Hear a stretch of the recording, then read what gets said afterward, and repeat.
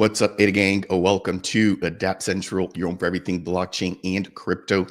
First and foremost, thank you for taking the time out of your weekends to join us here for the bi-weekly World Mobile Deep Dive. We'll be joined by my two favorite co-hosts, and we'll be talking about all of the latest for World Mobile. So without any further ado, let me bring up the both of them.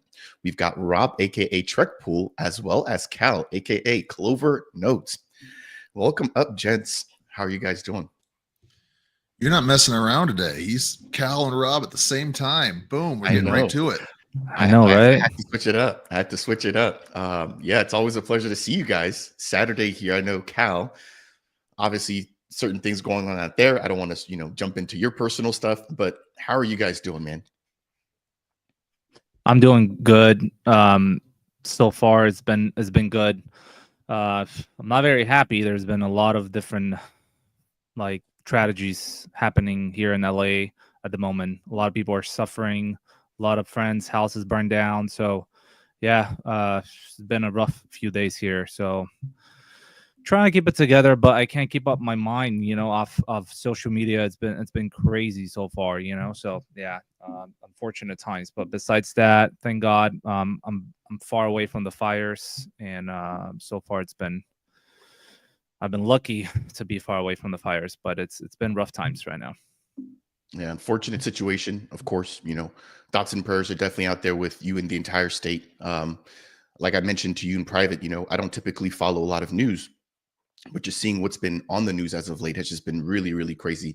I think this is by far one of the worst, if not the worst, fire that's ever happened here within the US. So unfortunate circumstances, but thank you for taking the time and being willing, right, to still come on and do these shows. I think, again, that shows a lot of your dedication, not just to the Cardano community, but also to the World Mobile community. Rob, how are you doing, man? How are things on the farm? Cold.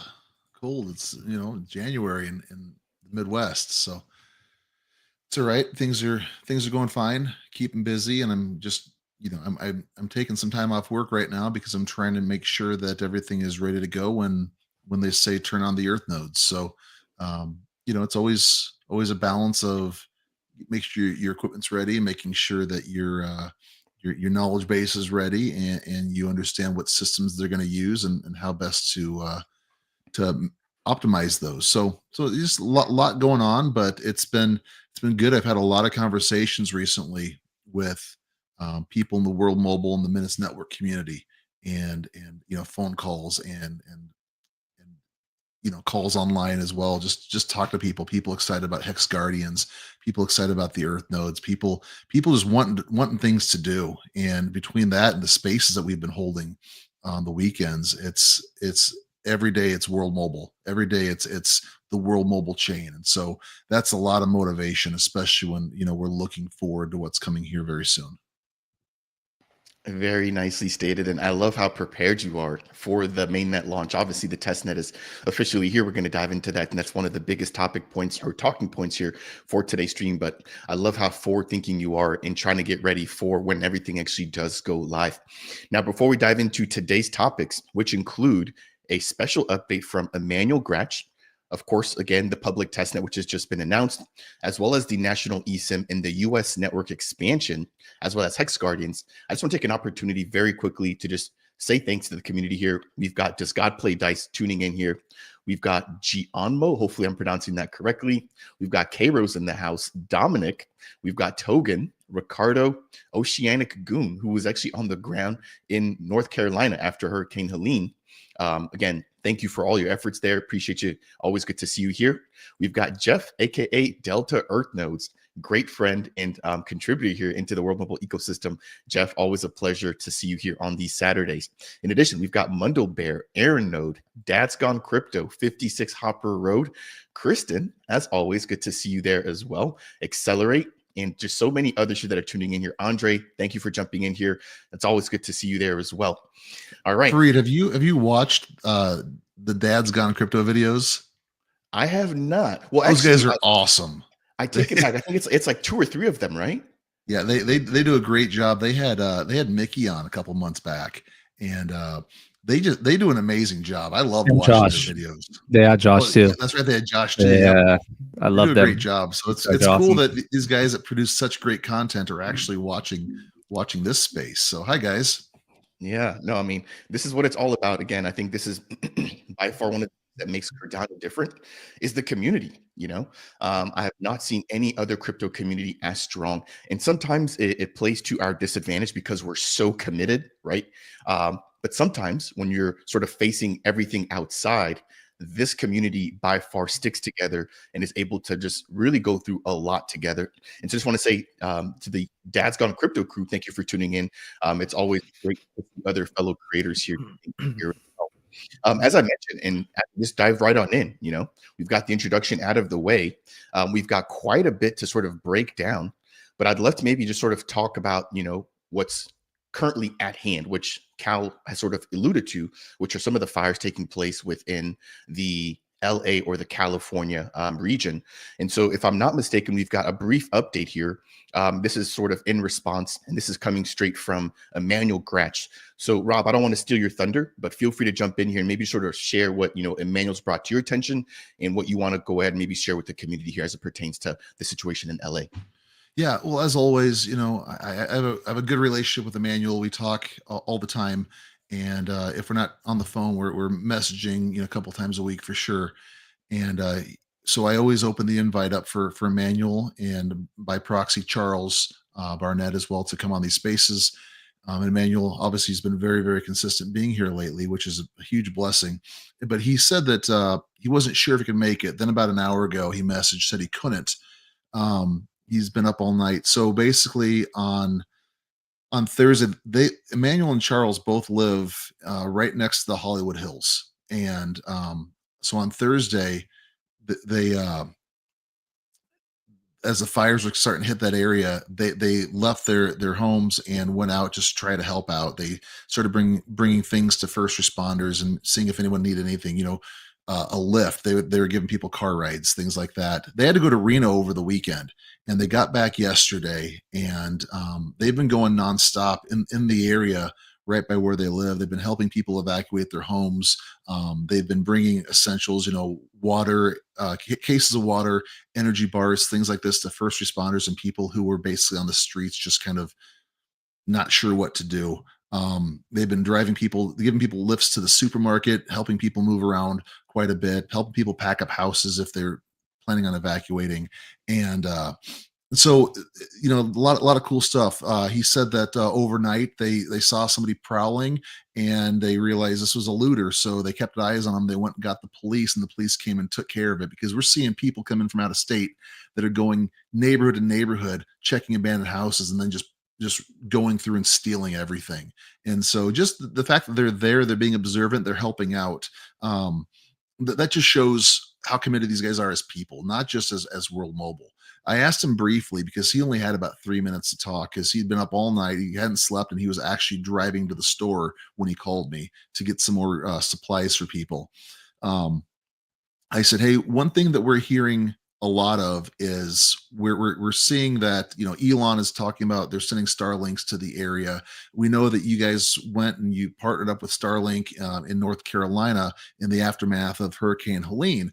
And I said people are wondering if World Mobile is going to have a response. I mean, they live right there. They're in the area. Cal's right there in that area.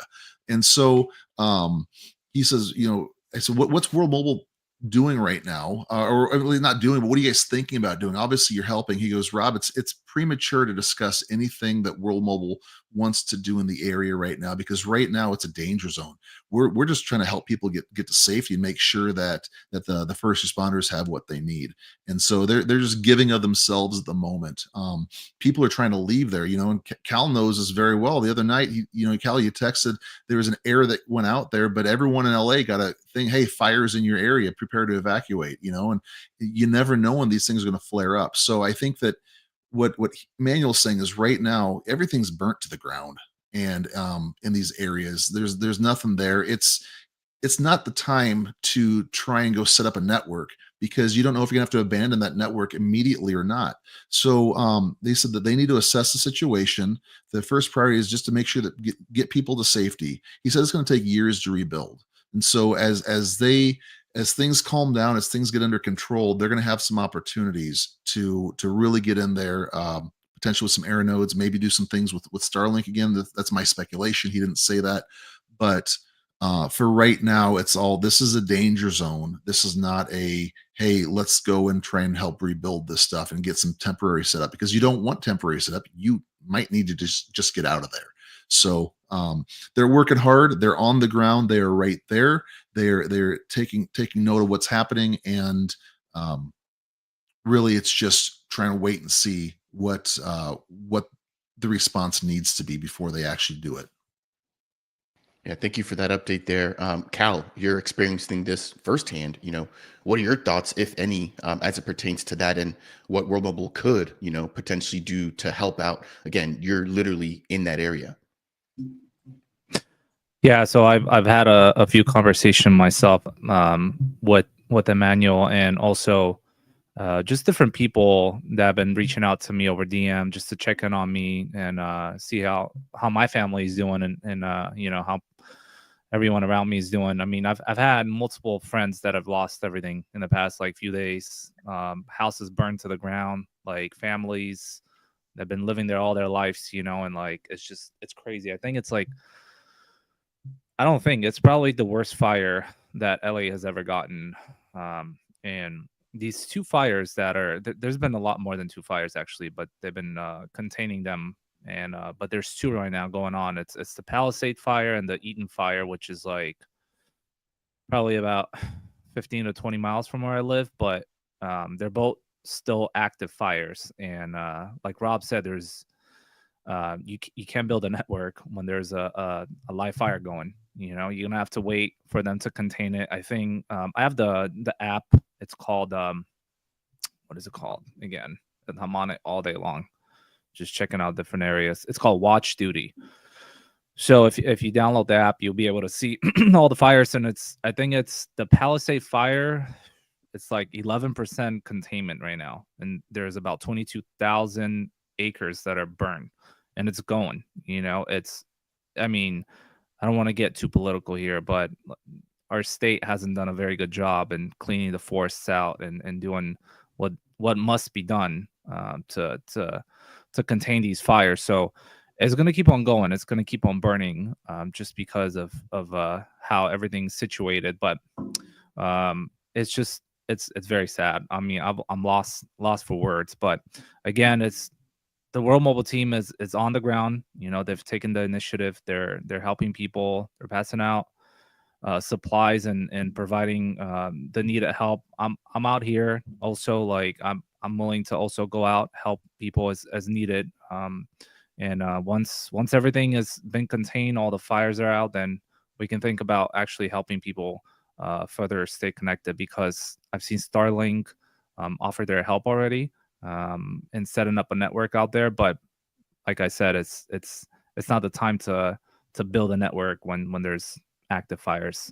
It's probably going to take many years to rebuild this whole thing. Just like in North Carolina, they mentioned takes like 2 to 3 years for the big legacy networks to come out, send their trucks and their people, put up new towers and whatnot, and it takes time to build these things. But again, this is where World Mobile shines as well, because our networks can go up in a day. You guys seen how fast Reno has blown up, and we're launching a national SIM card now, and people are going to need connectivity. So I think this is a good moment to to help people, but it's also a good moment to launch a network in a place where there's no connectivity at all. Again, thank you for sharing those details. Yeah, it's just crazy because just yesterday I received word that on the East Coast, areas, for example, like Atlanta, were getting snowfall, which for them that's completely rare. So to think that like there's just two completely different extremes happening on two sides of the same country is sort of mind-boggling, between the floods, the crazy snow and the cold, and then on the West Coast, the extreme heat and the fires. It's just, again, a lot at play here. Obviously not something that we're excited about, but it does provide an opportunity for people in communities like World Mobile to step up and to really make an impact here. And as you guys have mentioned there, people being displaced, they're going to need coverage. They're going to need ways to get in touch with their families. And if there's an opportunity there, I'm sure that the World Mobile team will figure out a plan in a way to make that happen there. So that was sort of the first main topic. Obviously, a very, very serious conversation in a unfolding situation right now. Cal, we wish you the best out there. But let's keep the conversation moving here. And let's maybe just jump into some of the big news, right? Which is the official testnet is now live for World Mobile, or for the WNC, or the World Mobile chain. So if you guys have missed this announcement, this was actually just announced. I want to say it was 2 days ago now, but this is officially live.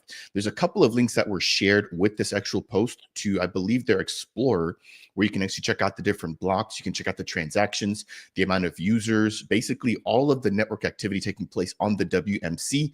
You can go ahead and check it out there. I'll actually pull that up here in just a moment. But for anybody who isn't aware, this is operating on the Base ecosystem, or on top of Base. So you've got the Ethereum L1, you've got Base as the L2, and the World Mobile chain operating there sort of as an L3 for Base. Of course, this is all powered by the WMTX token. If you guys have not already gone ahead and migrated, make sure to go ahead and do so. If I'm not mistaken, the portal's reopened with no official close date. So if you missed it the first time, you can jump back in there, take care of that. Keep in mind, you can migrate into Cardano, or migrate and stay on Cardano, I should say. You can also move over to BNB, Base, or ETH. And that said, maybe sort of jumping into, and I would love to sort of hear from the community here, because I know we have quite a bit of EarthNode operators. Let us know right now in the live chat, have you guys already set up and sort of jumped on the testnet? And I would maybe also like to, pose the same question to Rob and Cal. So just got to be very clear here. Even though there's a testnet going, this is not an EarthNode operator's testnet. We are not running equipment. What this is right now is it's the testnet that's going to have the traffic and the activity. But what they're trying to do is they're trying to just do transactions. They're trying to make sure that things can move around on there. So people are they're getting WMTX in a testnet version, and they're migrating things. They're moving it from wallets. They are able to, we've seen, because they opened this up a couple of weeks ago to the EarthNode operators. Again, this is just a test environment playground where they're trying to see what chain activity does. Can we break it by overloading things? So we saw people making their own meme tokens, right? I think somebody was even making their own NFTs, if I'm not mistaken. This is an opportunity for people to play around with the transactional side of things, to get things going, find out how much of a load this can carry from a transaction to transaction standpoint. This is not anything where EarthNode operators, if you haven't turned on your equipment yet, you're behind. They haven't even given us the instructions on what to do yet. This is all something that is being hosted outside of the EarthNode operators series, or I guess network, if you want to think of it that way. So it's a playground. It's nice. It's fun. There's going to be rewards for it as you do things. The more activity you can put on the net, the more different things you can do. The things that, if you can find a way to break it, and they can link that to your address, you're going to get rewarded. They haven't even told us what they are yet, because they don't want people to just overload one thing and not try out all the features. So have fun. This is a playground. But don't worry if you have Earth nodes, because you're not missing anything yet from an operational standpoint for your Earth nodes. I was going to say, go and break it. Go and break the thing. Yeah, overload it, break it. Sounds like Mick has already gone in and created a couple of meme coins out there. Rob, thank you for the clarification. I definitely do appreciate that there. I tried to actually mess with this earlier yesterday, and I wasn't able to access the website, and now it is officially working. So maybe we just sort of do a quick review here for anybody who hasn't already checked it out. We've got here, let's see. This is the transactions tab. It's taking a little bit longer to load. We've got the ability to view different blocks as they come in. I'm just going to keep rolling here. Come on. Yeah. How has been for you guys? I'm wondering if this is just for me, because I've struggled, and I have really decent internet, and I've struggled to access some of these pages. Are you guys able to jump into some of the tokens or the token transfer pages without any issues here? Or is that just on my end? It's not. It's loading a little bit slower than it's supposed to be. But this is what testnets are for, to fine tune things, to test things, and the team knows, right? And you can go on Discord and point out different type of things. They log them and they fix them as they go. But yeah, the Explorer was down when they first initially announced it. It's back up again. It's I haven't messed with it today, by the way. So as seen, it's not loading certain different things. But yeah, there's also the bridge that you can bridge across. There is the faucet where you can mint and get your tokens and create different meme tokens as seen from the community. So yeah, it's a public testnet, like Rob said. The actual nodes are not live yet.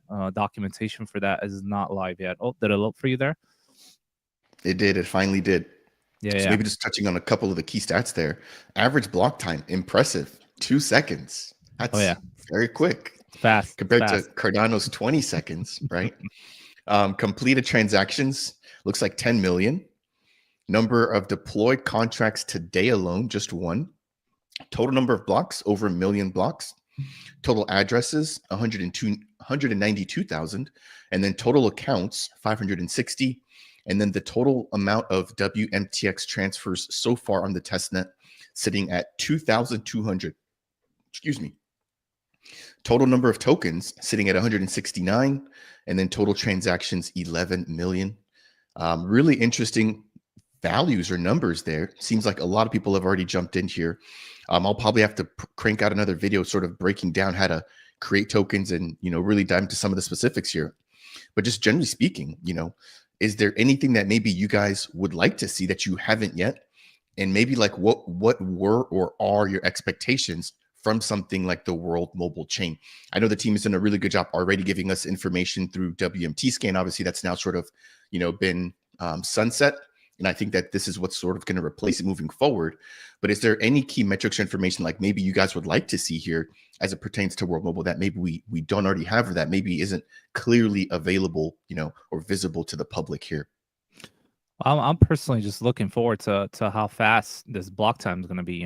This is a layer 3, actually the first layer 3 on that's going to settle to base. So I'm looking forward to seeing how fast this thing is going to go, and like how many people we can get onboarded and how many transactions it can handle, like all the different metrics I'm looking forward to.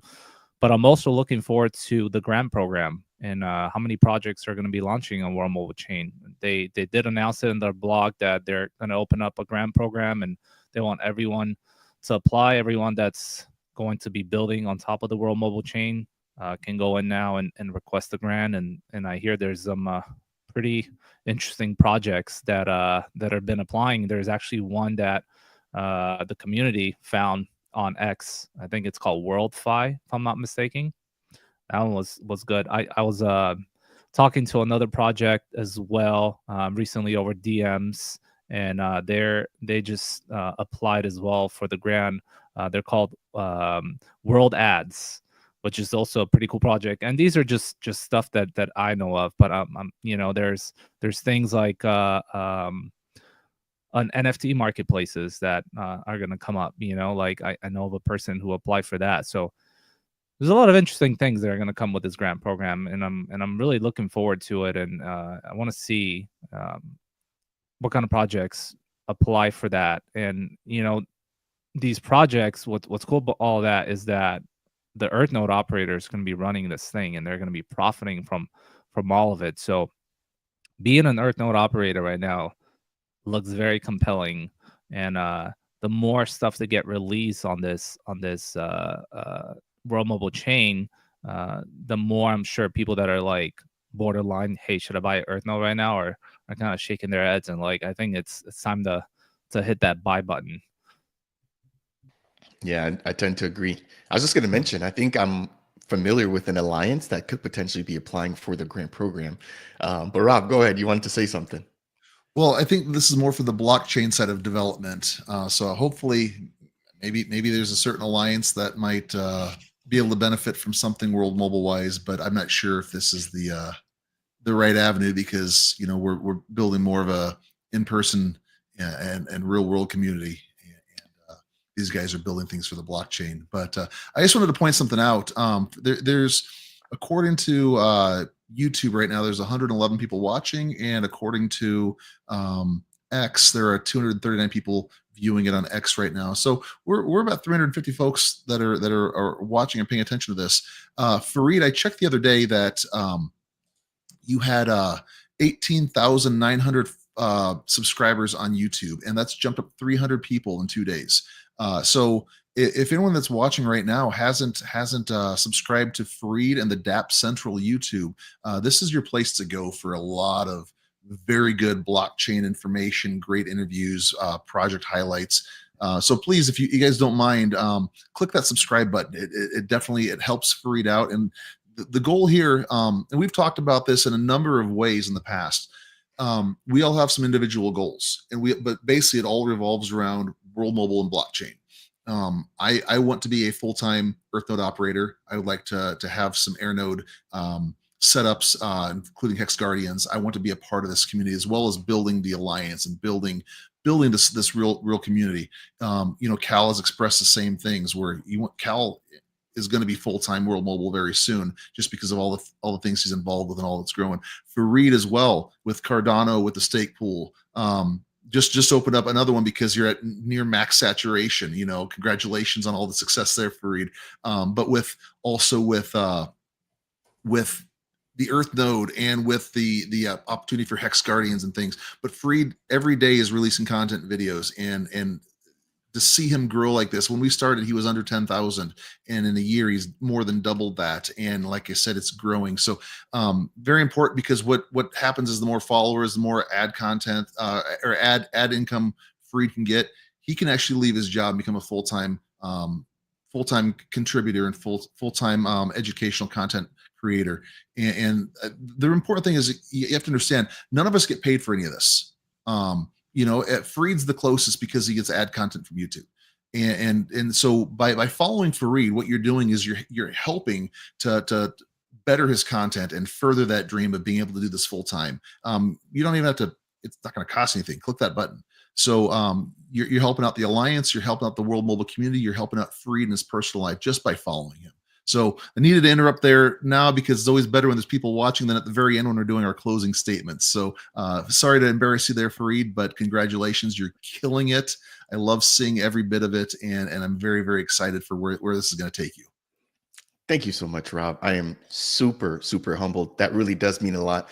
From one friend to another, this is not it's not a one-man team, So I just want to say thanks to you and Cal for also helping me along the way to stay updated. You guys do an amazing job prepping show notes, adding a lot of value to this conversation, and really keeping the community abreast. And you guys are creators in your own rights, so I want to take an opportunity to reciprocate and just say thank you. And for anybody who isn't aware, Rob and Cal are also members of the World Mobile Alliance. So if you guys have not already followed them on X, I've gone ahead and just dropped the link to that down below. Make sure to click on that, give them a follow. Anytime that we're not streaming here, they're keeping the community updated as it pertains to World Mobile through their weekly spaces. So that said, again, I appreciate it very, very much. And I see that there's a couple of new faces here. Excuse me. I just want to say welcome to Jazz, right, who actually just subscribed to the channel as of late. We've got an OG in the house here, Thug Nasty. Always good to see you. And again, Rob, thank you very, very much there for the kind words. I think that in terms of just creating, this is just the very beginning. I have a lot of plans for this new year, and looking forward to sharing that with you and the viewers, and hopefully, continue to level up the experience here on the channel when it comes to the actual content and the value that it provides. Thank you all as well. All right, let's move into the next piece here, which is the national eSIM and the expansion of their rollout within the country. Now, last week, if I'm not mistaken, you guys were able to somehow pull together Mickey, Josh, Emmanuel, who else was there? I think one of the Soper twins was there. Charles Barnett. Charles. You guys had literally the entire team there. And I know that one key piece that Mickey talked about was the impact and the rollout here within the US, right? So we're expecting Hex Guardians to roll out, but then on top of that, the national eSIM. Cal, I saw you made a post earlier about something that was coming soon related to the eSIMs.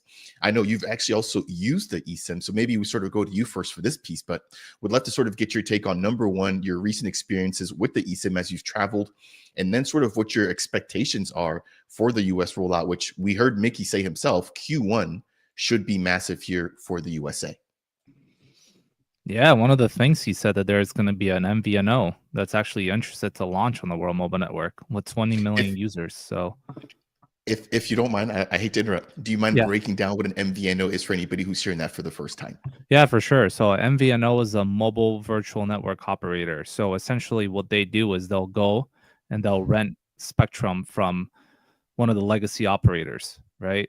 Versus World Mobile, who's actually a MNO and does not rent any of that spectrum, and they provide their own spectrum. So that's the only difference between an MNO and an MVNO. So essentially when I say MVNO is interested on launching on top of the World Mobile Network is essentially a right there mobile virtual network operator utilizing the World Mobile spectrum and growing the World Mobile Network, sort of kind of like if you guys have heard of Boost Mobiles and the Mint Mobile is one of them as well, and there's so many of them, right? They all utilize different mobile network operators networks, and they just resell them. And this is huge. And this is, I mean, Mickey's talked about this a lot of different times that MVNOs are gonna want to launch on the World Mobile Network, because if you really think about it, an MVNO currently right now, what they're doing is they're just growing the legacy network, right? They're just reselling SIM cards, they're reselling spectrum, and once they get to like 1 million or 2 million customers, the big boys come back and buy their customers back at a huge discount, right? So this cannot happen with World Mobile because the people own the network. So it's a completely different model. It's a new model, and it's an exciting one. So if you're an MVNO, you don't have to actually monetize a legacy network. You can monetize a network and work for your own self. So that's the difference right there. The post I did actually, going back to the eSIM conversation, is me just like searching around, and I ended up, I was talking with someone about eSIM travels and whatnot, and I went to the eSIM website and I saw, hey, we'll be back soon. So I was like, okay, cool, something is brewing. They're either updating the website, they're either adding more countries, they're either adding different options. So yeah, I'm looking forward to what's going to happen with the eSIM website and where that's going to lead. But yeah, there you go. We'll be online soon. So looking forward to that. There's going to be some interesting stuff that are going to release. I mean, you guys heard it from our previous space on X. So many things coming. It's wild. Yeah, I'm going to have to get the link to that and leave that one down below. I think it was nearly 3 hours. Again, hearing directly from the team themselves and really diving deep into a lot of topics. There's a question that's just come in here from Jeff, aka Delta Earth Notes, asking about whether or not we have any information about the rates of the various packages that will be available for the US expansion. I apologize, you guys, or the US rollout. And he's wondering exactly how competitive those will be, right, compared to the big three. I'm not sure if you guys have any alpha or any maybe thoughts about, the competitive pricing there. But I know that, with the eSIMs that were available on that particular website, the rates were, I think, fairly comparable to sort of what I would have expected. Now, granted, I don't think that it seemed as if the pricing was like, hey, it's a little bit more expensive with lower amounts of data that you're purchasing. So I'm not sure how much data they'll allow for people to sort of use or to process with those eSIMs. But we would love to hear what you guys think about those rates, if there's any been, excuse me, I can't speak this morning, if there's been any rates that have been shared, or if you guys have any sort of alpha as to, what these rates or eSIMs will cost. Well, I don't know that they've released anything yet. I know there's been some suggestions and hints about things, but I feel like I listened to both. I had to re-listen to our space because there was so much information. I had to just take notes. from last weekend, and then the Minutes Network space that happened yesterday morning. And one of the things that I think it was Mickey that said was, the average price of a cell phone contract is $87 a month. Another thing that he said was 80% of the data that you use for your phone, you use at home on your personal Wi-Fi network. Your phone is going to connect to that. It's not going to connect to your telephone company. And so a lot of people that buy the unlimited packages, you don't use them. I mean, I think with streaming and other things now, and people just constantly being connected, you might use a bit more. But honestly, I used to have an 8 GB package that I had before I went unlimited, and I typically use 3 to 4 gigs a month. I didn't even come close to what I was paying for that with Verizon. And a lot of times, like you said, if you're using 80% and it's going to your home Wi-Fi, your home ISP, do you need to be buying an unlimited package? You're paying for a lot of stuff that's all hypothetical. Maybe I might need it, maybe someday. Depends on if I'm traveling. And the reality is, we don't really leave home very often. Most people, some do, but you're at work, you're at home, you're hanging out with friends, but you're usually connected to Wi-Fi somewhere. So, do you need all that unlimited? I don't know. So, it'll be interesting to see if they have data packages, if they have unlimited phone, text, and data, or if it's just, hey, unlimited phone and text plus this number of gigs of data that's used. But I guarantee that the pricing for World Mobile is going to be at or less than what we're getting everywhere else. And the interesting thing about that too is when there's no air nodes, when there's no network that we're connected to directly with World Mobile, they have to pay roaming fees to the big three, whoever has the towers in the area. And so, it's that's also a good reason to push for the Hex Guardians. It's a good reason to push to set up networks because they're going to roll these things out, but there'll be more money coming back into the sharing economy the more we can roll out the networks. So it's really exciting that they're going to be able to push this out, push out the national rollout. Because I'm going to be a day one switch. I'm switching out of AT&T day one that this is available. I don't care what the pricing is. You're not going to be more expensive than AT&T. I guarantee you that. But I'm ready to go. And the hope is, like we said, if a lot of what we're doing is at home anyway, my phone has Wi-Fi connect because I live in the middle of nowhere and I drop calls. So I'm using data. You guys told me the other day, hey, call me with iPhone. What was it? The FaceTime voice, right?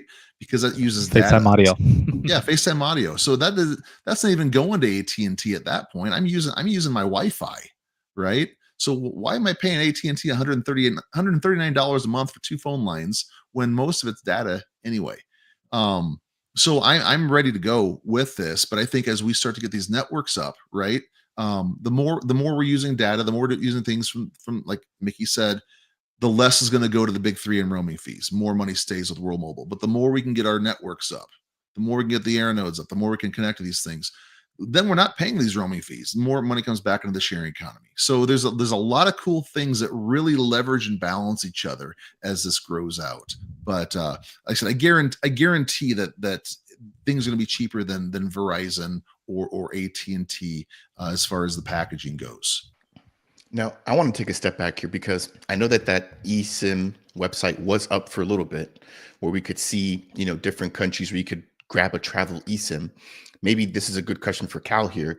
Do you mind maybe breaking down, right? Like I understood that concept, but I want to make sure that I understand what's coming out next because it seems like this is going to be encompassing of more than what was previously given, right? So do you mind breaking down what the expectation is with this new eSIM versus what was previously available? Does that make sense? Because again, I know that there was a website previously up there. Yeah, definitely. So the current eSIM offering right now is just data, right? So you travel, you want data, and you cannot make a phone call or text message. What's coming out is an actual national SIM card where you can do everything: voice, data, text, and everything that comes with that. So that's the main difference there. Okay, got it. I appreciate that very, very much. Now, there's actually been a clip that you guys were nice enough to provide to me, which I'm going to go ahead and play here on screen. And this is coming in from Bo, who also operates the Outback Earth nodes in Vegas. I believe it's called Nope. CES.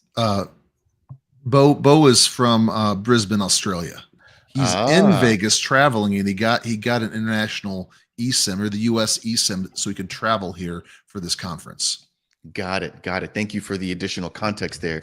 I'm going to play this brief clip here, but it sounds like he was able to actually get connected at the tech conference using none other than, of course, World Mobile's connection. So let's go ahead and listen in here. Good morning, everyone. I am at CES thanks to World Mobile and their brand new national USA SIM, which offers unlimited data, text, and voice with international calling. Now, their network leverages blockchain tech, and they have some big things coming up. So stay tuned. There'll be a lot more coming from World Mobile. I love this guy. He's great. He's awesome. I was gonna say I love the enthusiasm and the energy. We'll definitely have to get him awesome. on channel here to sort of get his perspective or take, right, as to how the He's travel a great eSIM guy. was.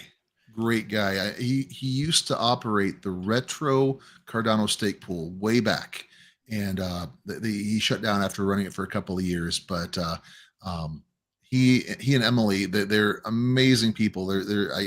My next trip to Australia, I'm gonna try and schedule a couple of days and just go hang out with them, because they're awesome. But yeah, Bo's a great guy. I didn't know when we were chatting back and forth for a long time. I didn't know he was a fellow redhead. So we're a rare breed here. So I'm excited to have a fellow redhead to run Earth nodes with. I'm staying away from that particular comment, but everything else, Bo, great job. You're more than welcome here on the channel. Would love to hear about your experience there. My thinking now that I'm understanding what's actually coming out with this rollout, pricing wise, Rob, you mentioned I think what $150 or $80 for your plan. It's like $139 for two contracts with AT&T, my phone and my wife's phone, and that's without having, like, because some people, they don't buy their cell phones outright. They pay like over 2 or 3 years for it. So add $20-$30 to it. But Every not so only that's without that, having the phone. That's just $70 a line, basically, with all the bells and whistles and taxes. and Rob, how much do you pay for your home internet? Because that's another fee right there that you have to think about. Because World Mobile also offers broadband for a home internet. So you mentioned earlier, hey, why am I paying AT&T all this money where I'm at home using Wi-Fi? And you're actually offloading a lot of your data, and whoever you're using Spectrum, for example, is actually cashing out on that.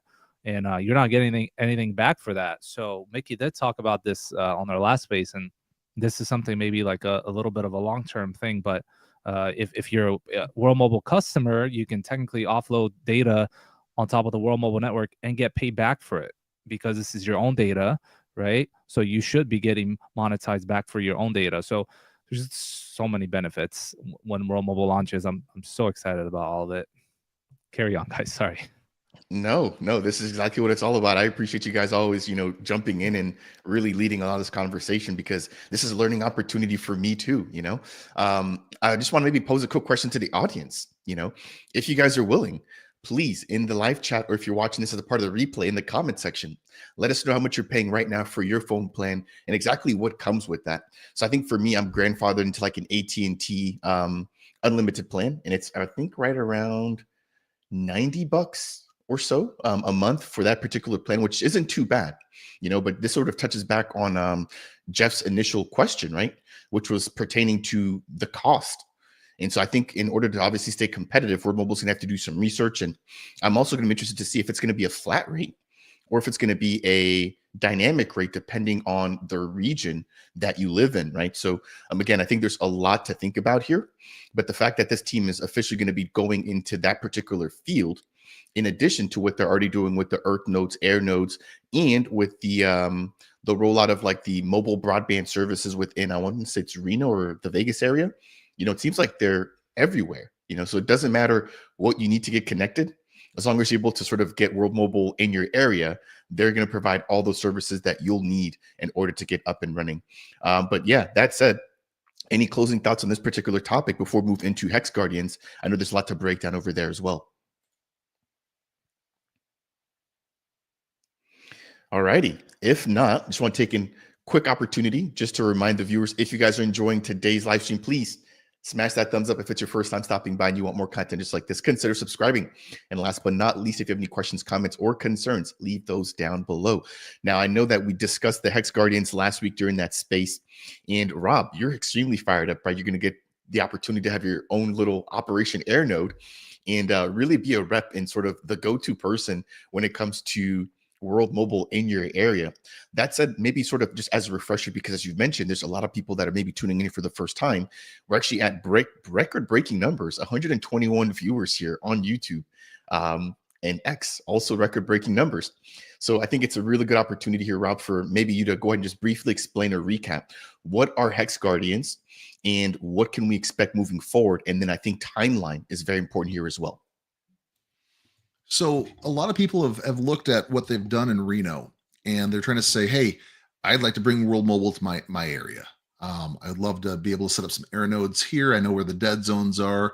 I have connections. I know where the businesses are. I can help map out this thing using scan for points, and then I can figure out where these need to go. I own real estate, or my friends own real estate. I know where the businesses are that with the high towers in the area. I mean, there's people are seeing what happened in Reno. People are seeing the initiative taken by MAV 100 up in Washington State, and they're saying, I want to bring that here.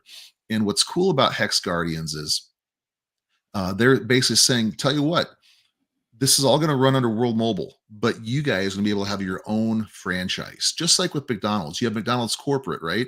But what does McDonald's do? They sell franchise rights to people, and then people are able to open up an area, right? So what'll happen is some corporation will go to McDonald's and they'll say, hey, there's nothing going on here. I want to buy this area.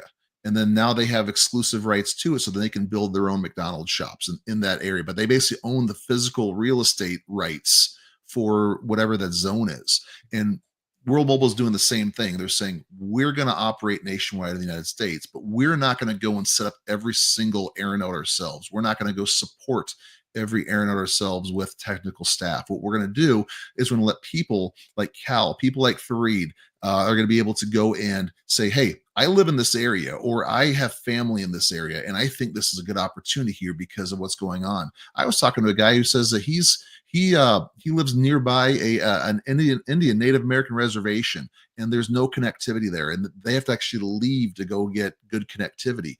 And he's like, I know the chiefs, I know the council, I can get in there. So you start to see people like, they know where the opportunities are, and they're going to use their skills and abilities. So World Mobile said, we're going to monetize this, and we're going to let people buy the rights to the areas, and then they're going to have the exclusive rights if they want to build up their network. They could sublet these out to other people, but they're going to be the landowners, and then they're going to have some say in what happens building this up, as long as they meet with World Mobile criteria, right? And so what's going to happen is they're going to take hexes, these six-sided hexagons, and they're going to break the United States down and put it all over the map. And what's going to happen there is they will have an auction, and people will be able to basically bid and purchase the actual hexes. So then you can start to take your own area and say, all right, now it's time. I want an air node at my house. Now I have exclusive rights to do that. I want to build a network in my area. Now I can do that. I want to partner with somebody else. You know, the Alliance wants to build a zone. We're gonna go take over, you know, the state of, I don't know, Louisiana or Mississippi or whatever it is. And we're gonna try and buy up, you know, 5-10 hexes there, because each hex is 250 square kilometers, right? You can fit most decent sized cities in one or two of these. I think Mickey said there's 3 or 4 in LA, right? So these hexes are going to cover a lot of space, and then you'll be able to get that, and then you'll have some say as to who builds. You might be just a landowner, and you might know somebody. Hey, there's some people, great initiative here, telecoms company. I'm going to let them come in, and I'm just going to sit here and collect rent. They're going to build, and I'm going to hold this, or I'm going to hold this and I'm going to build. I have some friends, and we're going to go do this together. There's people, I've already seen groups starting to form, because people want to go all in on an area together. They might not have all the cash or the resources themselves, but you might have one guy who's the money guy, a couple of guys who are the handymen, however you want to build this. And then you start to build this network. And so there's a lot that is going into it. On the space last week, we had Mick from Midwest Earth Nodes, who I believe is listening in here right now. And he asked Mickey straight up, he goes, what are the top things that we need to do to prepare for Hex in the area? And Mickey said, number one, get your CBRS licensing. That's something that Cal's already done. He can speak to that. Other one is finding hosts, finding people to scan the area within the Hex, and then finding customers that you might be able to get eSIM sales for, because the only way this is really going to scale and grow is if we get people connected to our networks as paying customers. And the last thing is look for backhaul. You're not going to want to just connect this to, even if you have fiber, you're not going to just want to connect this straight to your home router. You're going to want to have some dedicated lines coming to power these air nodes. So it's going to generate more of a more robust response for your network. So now you start to think, man, this is bigger than just plug something in and use my own Wi-Fi. This is going to be a big endeavor, but it's going to be extremely profitable for people that are able to go out and hustle and get this done, whether you do it yourself or you build a team. Wonderful summary there, Rob. Just want to give the community a brief reminder. If you guys are not already following Rob on X, I've just dropped the link to his X right now in the live chat there. Make sure to jump over there and do so. As you've heard the man himself, right? He knows what he's talking about. This is not his first rodeo. He's been here literally right alongside the World Mobile team building since like day one. And I actually wanted to mention this earlier. I don't know if you've shared it or if you want to share it, but I've heard that you might be getting onboarded and getting access to some early stuff when it comes to the travel eSIM. I totally forgot to mention that when we're talking about Bo. After you made some comments about, other stuff, it threw me off. Anyway, would love to maybe circle back on that later. But make sure to follow Rob. Cal, I want to jump over to you next. He's mentioned your CBRS sort of, what is the word? Licensing. Can you break down, number one, what that's all about? And then number two, when it comes to Hex Guardians, what's your plan? I want to just quickly say something here. And Rob just mentioned it a little bit as well. You don't have to have the money up front. You don't have to be the money guy. One thing that really stood out to me during the space last week was a gentleman that came up on stage after the Hex Guardian conversation started. And he mentioned he knew, 10 or 15 different car wash owners, right? And the fact that like they were ready or they are ready to spend on anything that's going to bring them additional revenue, which of course a potential air node on top of their, car wash location is one of those things. So in that moment, that person didn't necessarily have to be the money guy. They just happened to know a person that is able to fund or to operate an air node at their location. So I think if you're a networker or if you're, someone who's very well connected, there's going to be a massive opportunity here to help them get on board with the Hex Guardians. But before I go any further, Cal, I want to swing it back over to talk about your CBRS licensing and sort of what your plan is for the Hex Guardians. Yeah, so CBRS stands for Citizen Broadband Radio Service, and it's a unlicensed spectrum. Well, and you can call it unlicensed, but it's actually licensed because you need a license to actually install CBRS radio. So you can't just go out and put up a portal node without becoming a CPI. I mean, you can essentially pay someone that has become a CPI and they can go and install the radio for you, but you do need that license. It's a pretty easy license to get. There's a few companies that offer it. Google's one of them through Coursera, and then you can do Federated Wireless. If I'm not mistaken, it's another company that offers it. It's super simple. You go in. It's like you can do it in a day. It's I did it. It was a while back when I did it. It was like a year ago.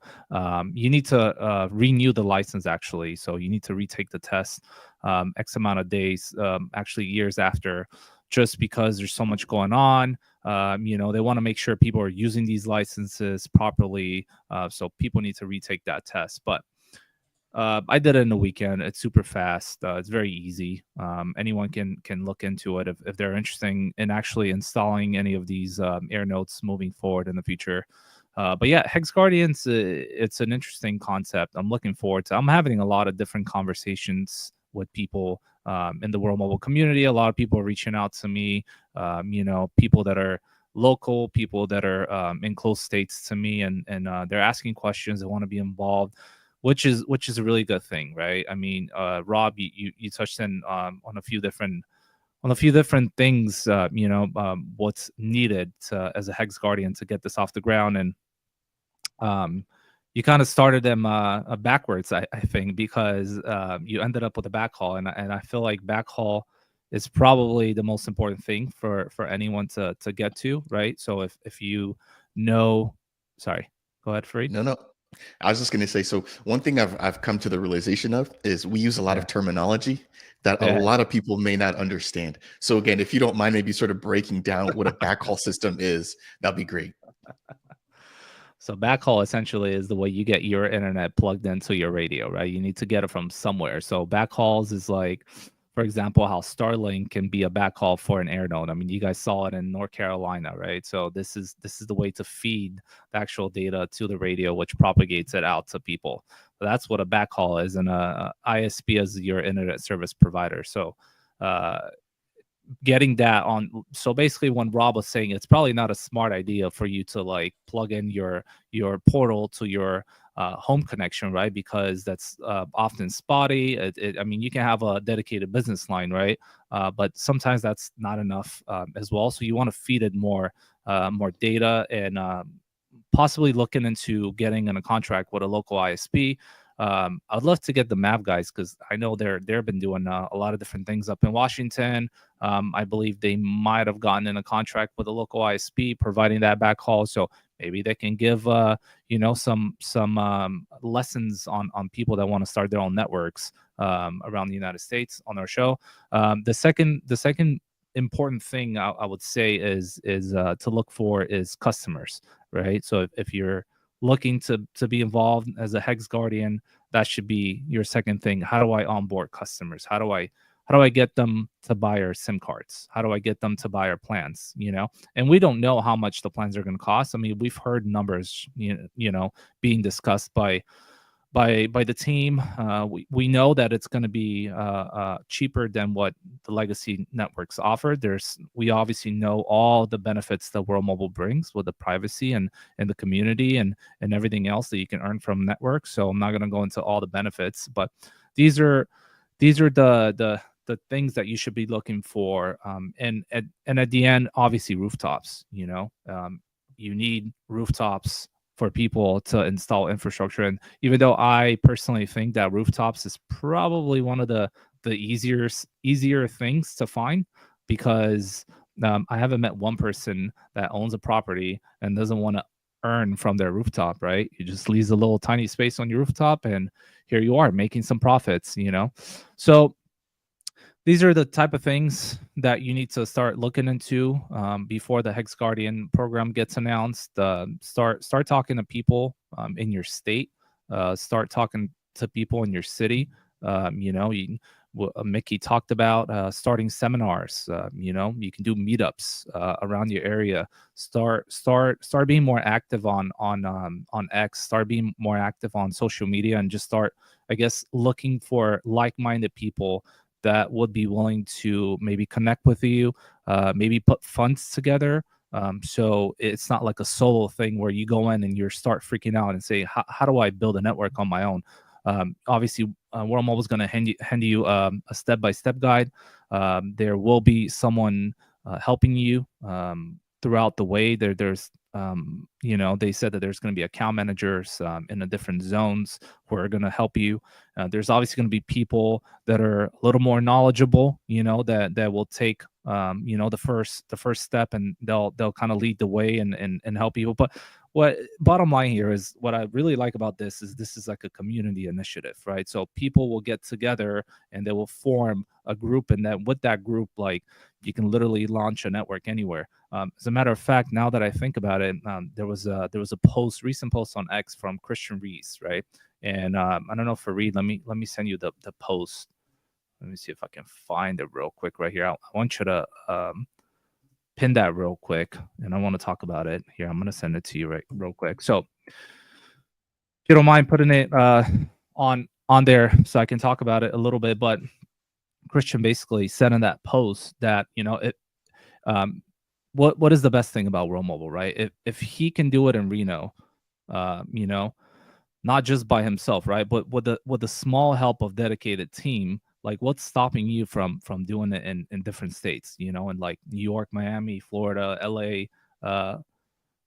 wherever you are, like if we saw how fast Reno went on board, like we saw how fast there was notes popping up left and right. We are soon going to see how much, how many actual subscribers are coming out of Reno when everything goes on chain, and that was done with the matter of a year, with a small team that's up in Reno. So if they're able to do it up in Reno, I don't see why not. We can replicate it down here in LA, in Florida and Arizona, wherever you are. Just start talking to people, start getting everyone together, and this year it's gonna be the year of the Hex Guardians. Very excited for it. I'm going to keep you up here if you don't mind me, Cal. Just two very brief questions. One about the timeline. I think this is one of probably the most important questions. Have we gotten any confirmation for when the actual rollout for Hex Guardians will be? No timeline. We got we got an update that it will be an auction type of deal. So that should probably be going here, and I think Q2 is what they said is what they're looking to launch the auctions. He said the auction for the first auction would be about 1,000 hexes, and it would be either right at the middle or the last week of February. There you go. What he said. I think it was last week on the space. Perfect. And just to clarify, because I believe, and Rob, I'm going to keep you up here now that you sort of jumped in here, that the Hex Guardians is only for the USA. Can you confirm if there's going to be plans for Hex Guardians at least rolling out in other countries? As of right now, I think it's just been mentioned for the USA. He said that there will be Hex Guardians in Pakistan coming soon as well. Really what it is, because Callus asked this on the space last week.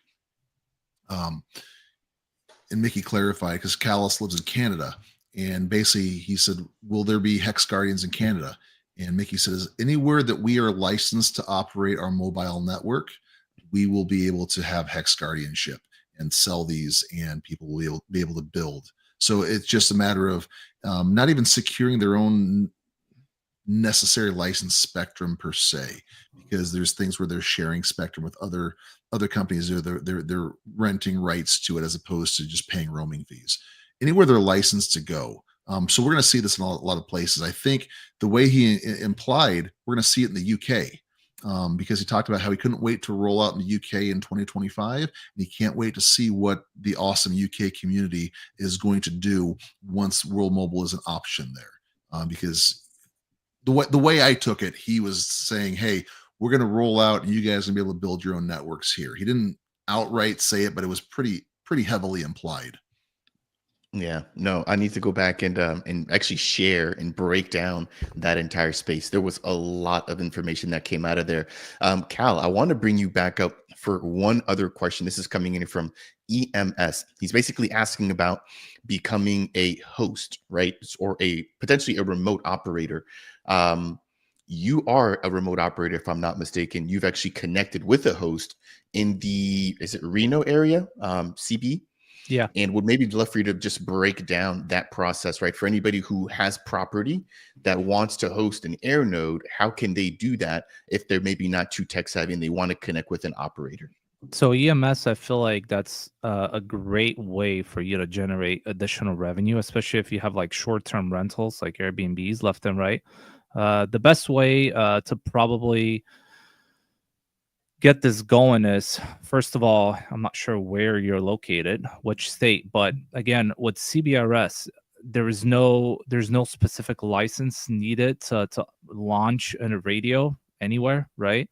So once the the national SIM card rolls around, then I foresee World Mobile kind of opening up the floodgates and allowing people to put up radios. Now, that hasn't been confirmed, obviously. That's just a speculation on my end, but I don't see why not, to do it that way. So again, we have to see how the whole Hex Guardian program is going to work, right? You might need to go through a Hex Guardian. You might not need to go through a Hex Guardian. You can just, launch it. But regardless of how the actual thing is going to operate, there is a way for you to obviously put up these air nodes and earn revenue from them on your rooftop. So the way I've done it is obviously remotely, and in Reno, I've contacted someone through the sales platform, and it's going to work like that for everyone in every different state. There is a messaging system. There was an air node that's available. Obviously, the host went and signed up on the air node platform. They said, "Hey, I have a rooftop in Reno or wherever the World Mobile Network is launching. If there's specific parameters, right, that are needed before you become a host.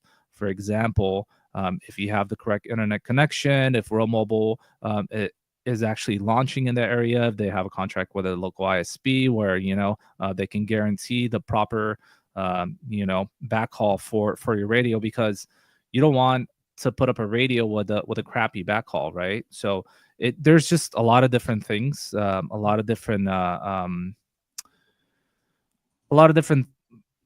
things that need to line up before you're able to do that. But in general, yes, absolutely. The best thing is go to the AirNote platform, sign up there. There is a host, a section, and show your interest. And once wherever you're located and your area starts launching, then you probably be the first one to become a host. Perfect. And thank you again. You're hearing it literally from the man himself.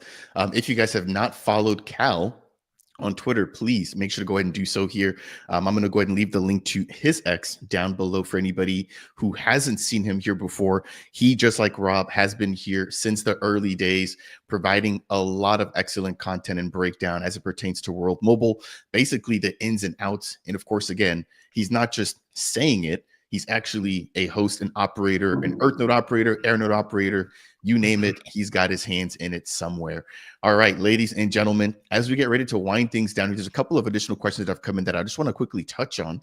One of them related to staking, asking, this is from Vince Marley, when will staking start again? Again, I know I had to drop a little bit early off of the space last week, but Robert, Cal, any official confirmation as it pertains to staking and when that will resume? I'll get that one. So staking is ready, basically. So the EVM contract it's finalized. There's just a little holdup with the Cardano side, right? But once the audits come back and everything clears up, then staking is going to go live. So I don't want to give a date, obviously, because no one knows a date. When you do audits, something can come back. But if everything lines up, then staking should be coming out very, very soon.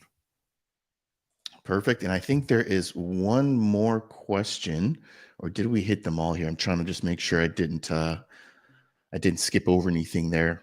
Paul, I appreciate you very, very much there, reminding the audience and the viewers to hit that like.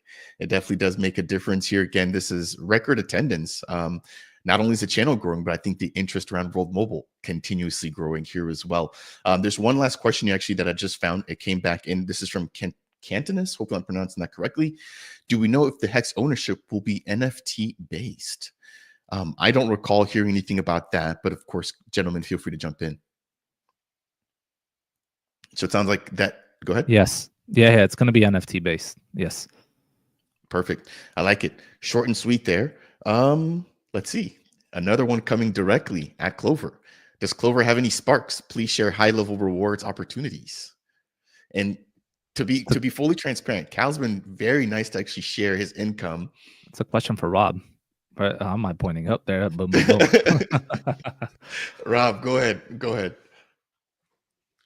About a couple of sparks, because I used to live in Pakistan, and so I was excited to own a few things just in that country, because I spent almost a year of my life there, and so Pretty neat opportunity. I think they only make about a nickel per day per spark, something like that. It's not a high volume thing, but there's a lot of it's a low barrier to entry, and so I think the ROI is pretty similar to your standard average with other air nodes. It's going to take about the same amount of time to get the money back. And to get that break even point, but it's consistent every month, and it's again, not going to make as much, but you're not going to pay as much. So percentage wise, it's very, very comparable. Thank you, Rob. I've had multiple comments coming in here asking us to check on the ADA price that Cardano is pumping. So let's just briefly jump into the charts here very, very quickly. This is TradingView looking at Cardano right now, up 6%. Which is actually outperforming the rest of the market here. So we've got ETH up 1%, Pepe up 3%, Floki 2%, Doge, of course, that's the whole meme sector, 3%. We got Render and AI 1%, Near, very similar, less than 1%, AVAX at 2%. So yeah, Cardano definitely is moving. Let's take a look at Bitcoin here. Bitcoin starting to potentially show signs of a reversal here. Again, we're hovering at right around that 100K level, but Cardano definitely outperforming. I know as soon as the new year kicked off, Cardano didn't waste any time, pumped nearly 30% in 3 days. And so it seems like anytime that Bitcoin has any sort of positivity around it, Cardano seems to outperform. So I just wanted to say thanks for keeping an eye out there on the charts for us, Jazz. And I think there was a couple of other people that had mentioned that, but just wanted to quickly touch on that there as well. All right, as we get ready to jump into the very last topic here, we have customer expansion. If I'm not mistaken, over 100 million paying customers are set to be joining the World Mobile ecosystem by the end of 2025. That was a promise made by Mickey Watkins during the last space. Rob, I know that got you pretty fired up there. I know that gets me fired up. 100 million, taking a look at WMT scan here. Let me see if I can just pull that back up. Where is that at? There it is. We have right now, as we speak, 590,000 unique users, not paying users, but that's actually a good question. All 590 of these users technically are paying, right? Or am I missing something here? Those are all going to be people that are unique users that World Mobile is able to generate income from. That could be because they're paying subscribers in Zanzibar. It could be because they are their World Call customers in Pakistan who are using our network for specific tasks.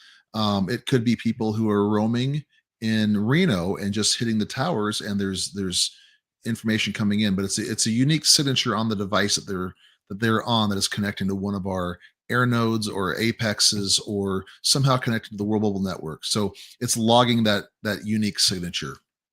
Mickey said that, and this is what's publicly displayed. There's things that aren't out there yet. Mickey said last week on the call that there's close to 1 million, or right about 1 million customers on the actual network. So it's almost double what's being shown here. We heard from Emmanuel a couple weeks back, and then Mickey reiterated that there's a company in an Asian country that starts with a P, that pretty sure it's the Philippines.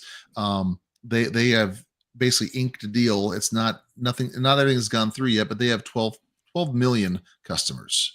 And then Mickey also said there's an MVNO in the United States that wants to operate on the World Mobile network, like Cal mentioned earlier, 20 million. Right. So remember, an MVNO it's a basic intermediary company where they sign up the customers to their brand, but then they have to pay an MNO to utilize the network. Sometimes the MNO will go and acquire, like T-Mobile acquired Mint Mobile. Right. So T-Mobile buys out Mint Mobile. So technically Mint Mobile is still an MVNO, but it's owned by T-Mobile. Right now, World Mobile is going to be the MNO, the mobile network operator, and somebody wants to come and pay and say, hey, we're not going to let you buy us out. We just want to use your spectrum, use your network for what we want to do. And they're coming with 20 million, right? So once that finalizes, because they said initial papers have been signed, but there's still a lot to do. 20 million plus 12 million plus 1 million active right now, that's 33 million. And so if, let's say that takes 2 months, by the end of quarter one, we could be a third of our way to 100 million in 2025 just from what we currently have, and then those 2 expansions. We know that they're expanding in multiple countries right now. We know there's multiple deals, everything that's going on with Minutes Network and how World Mobile is pairing with them and bringing that traffic to our blockchain, the World Mobile chain.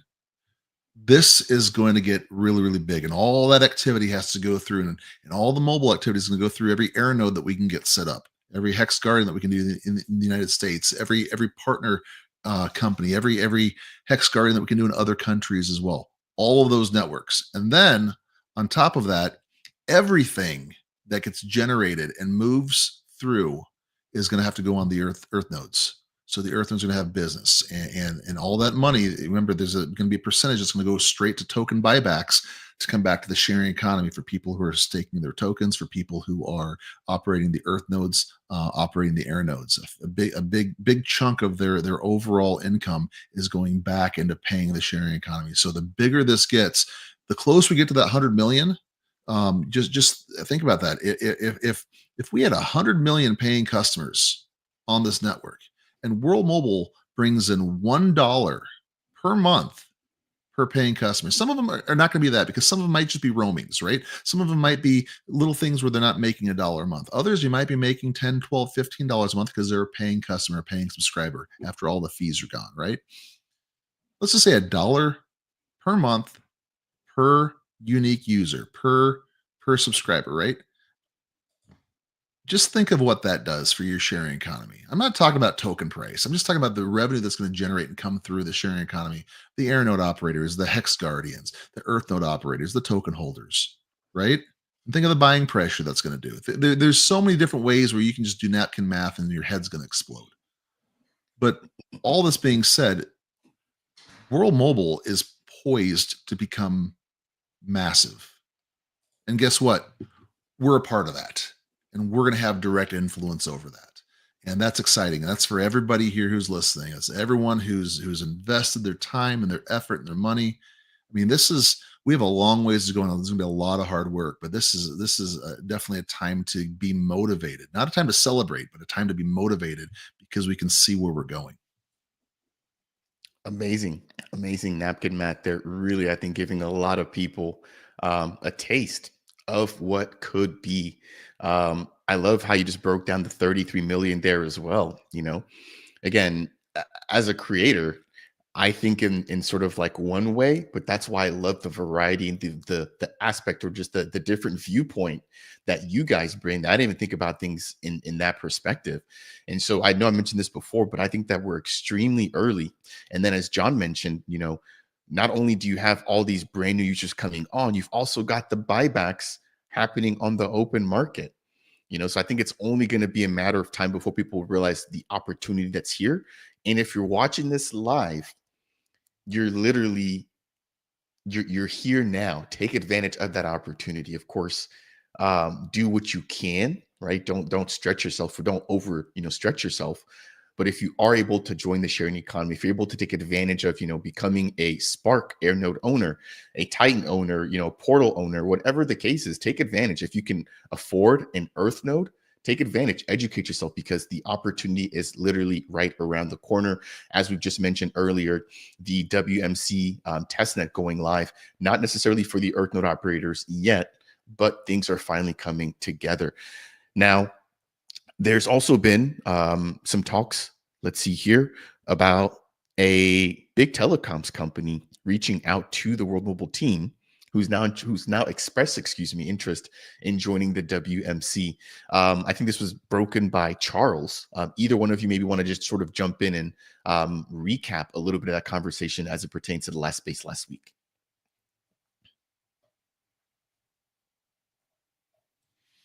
Charles Barnett is he's a co-founder of World Mobile, and he basically has everything to do with all the deals that they're inking with other companies. He's amazing, and Mickey said he can get into anywhere and get contracts signed with anybody, and so that's exciting.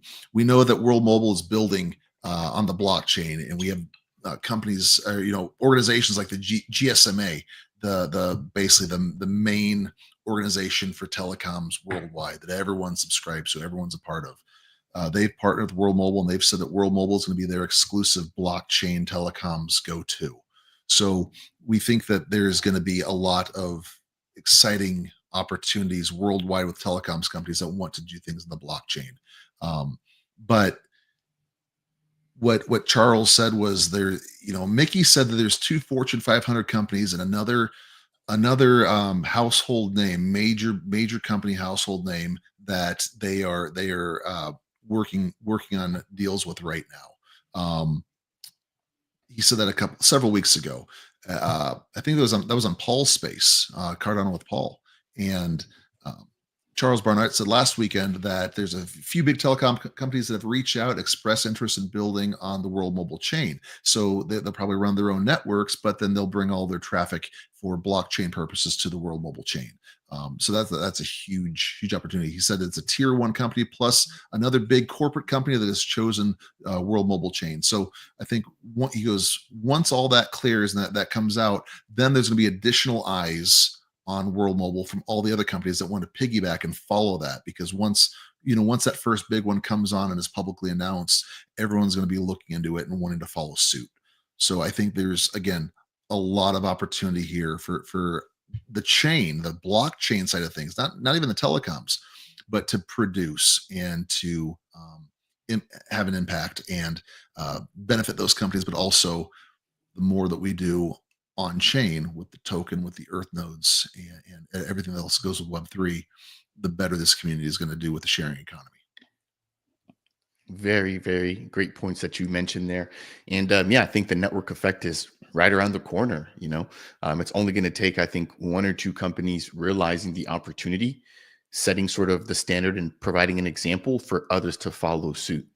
Right before we jump into closing thoughts here, this is a question I think Clover can answer here. This is as it pertains to air nodes and the revenue. Are the rewards, right, which are paid out in fiat, are they fixed with the Spark, or are they fixed as with the Spark, or are they variable? If I'm not mistaken, I believe they are variable, but Cal, you are an actual owner. Would love to maybe hear your take here on this particular question.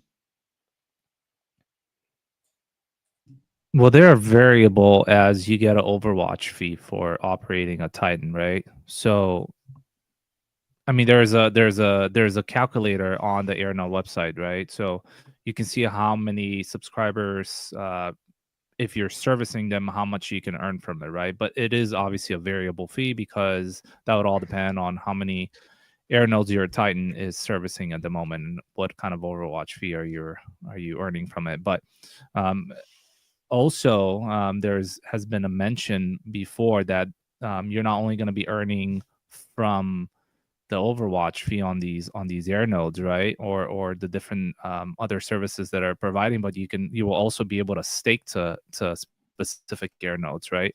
We don't know which ones yet, but they did mention on a few previous live streams. I think Emmanuel did mention that we'll be able to stake directly to air nodes, which will provide an additional income as an air node operator. Perfect, and thank you. It seems like the questions just keep on rolling in as we try to wind things down here.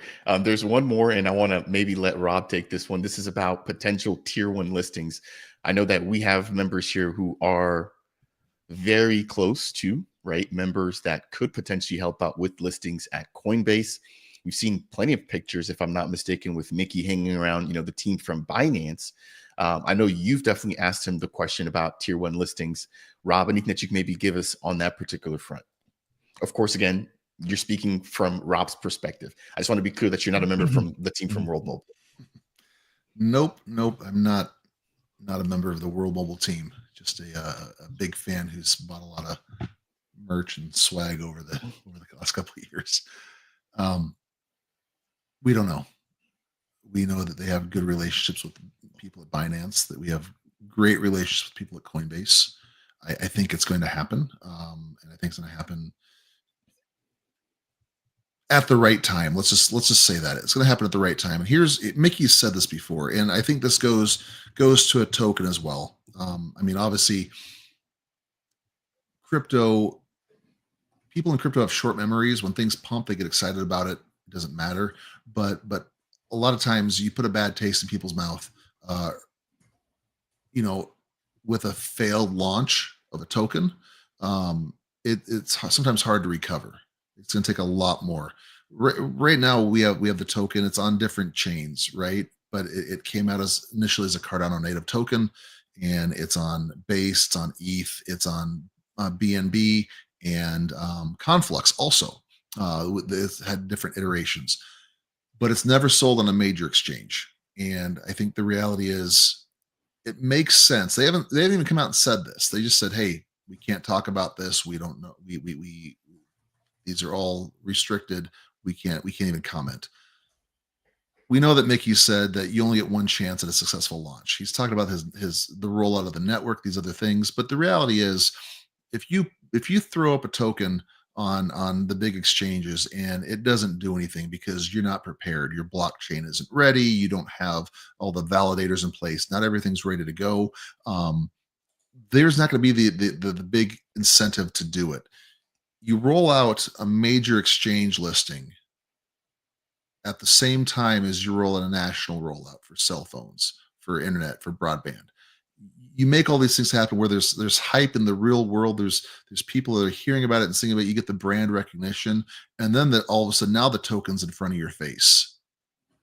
People can say, "Hey, these announcements are big. Coinbase just announced they're listing it. There's news articles about this." If people will look and say, "Oh, well, it's been on Coinbase for 3 years. Why should I care?" Right? You can generate hype in a number of different ways. Obviously, buying pressure is a huge one with the token buybacks and all these things. There's ways to really pump this up. Natural, organic ways to do it, right? So you're not just paying influencers or trying to just push your meme coin. Um, but there has to be a balance there. There has to be for what World Mobile is, the way that we're going to get the most traction is to show we have real world users as real world utility. There's a massive community that is passionate about this. People are buying into it. They're not just getting it, flipping it, selling it. So there's a balance there. And I think that they know what they're doing.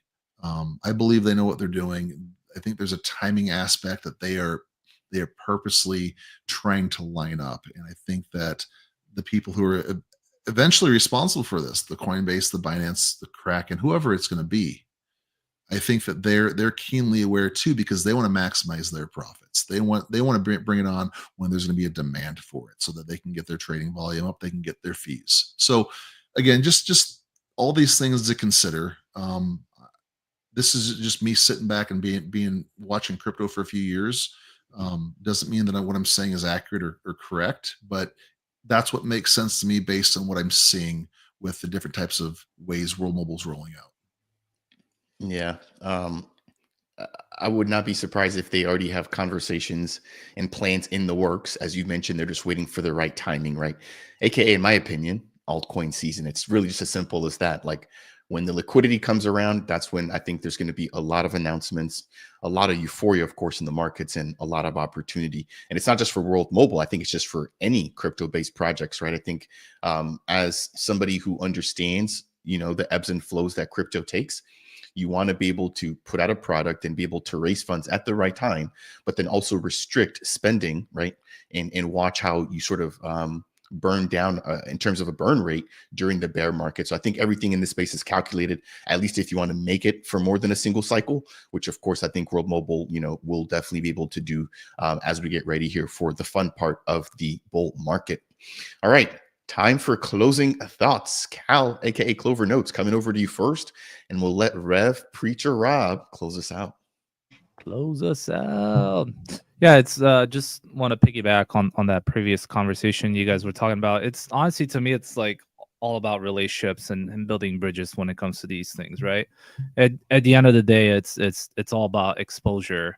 And obviously the more listings we get, tier ones, the more liquidity, the more people enter the projects. It works the same way with World Mobile going multi-chain. The bigger, the more places we are, the more communities enter our project, and that's the only way we're gonna grow this, right? The more people that enter World Mobile,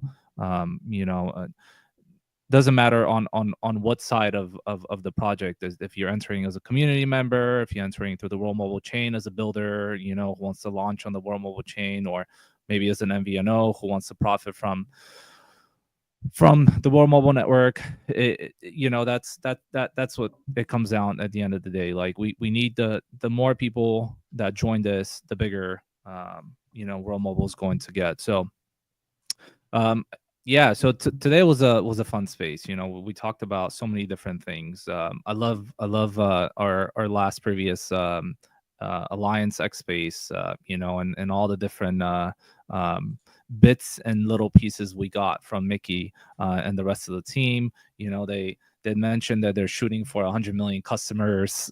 Rob broke it down pretty good, you know, with the 12 million from the company that's coming, the partner actually, sorry, that's coming from the Philippines, you know, to the 20 million US customers from the MVNO that might have signed a contract already with World Mobile. That's 32 million just to start with. And you know, Mickey did say we already had 1 million, so that's 33 million. We haven't even started the year. You know, there was another really exciting thing. I actually re-listened to the space, and I don't know if a lot of people caught that, but you know, he did mention that we signed a deal with a bunch of companies that are low orbit service providers, and they'll be providing connectivity to Nigeria, Kenya, and Malawi.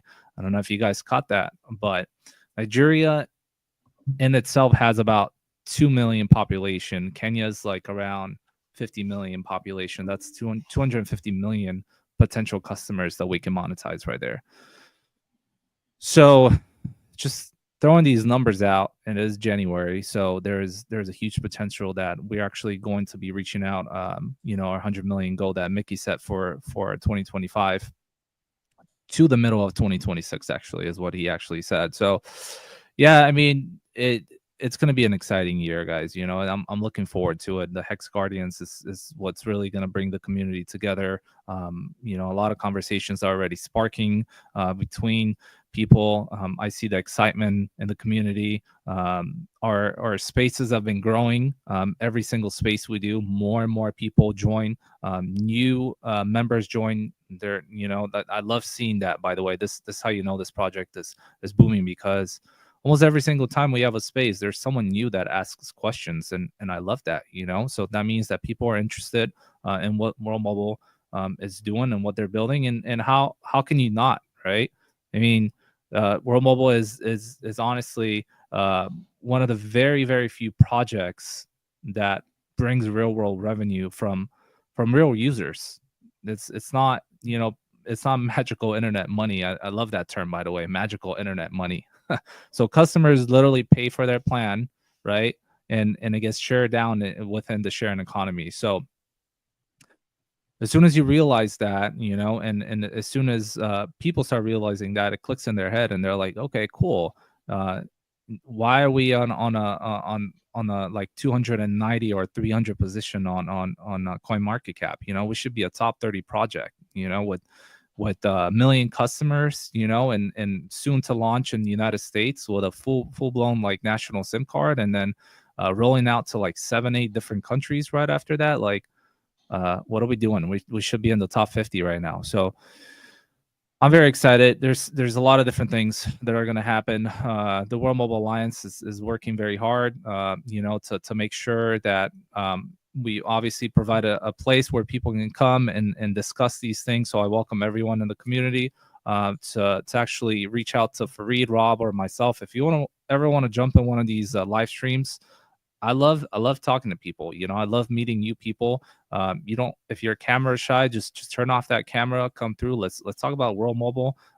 Give us your ideas. You know, if you want to be a Hex Guardian, let's share some ideas. You know, let's grow this network together. Even on our X space, like anyone's welcome to come. This is like an open thing. I feel like as a community, the harder we work together in this, like the bigger World Mobile is gonna get. So that's about it. Happy Saturday. Keep on scanning, ladies and gents. Yeah, no, wonderful way to close us out there.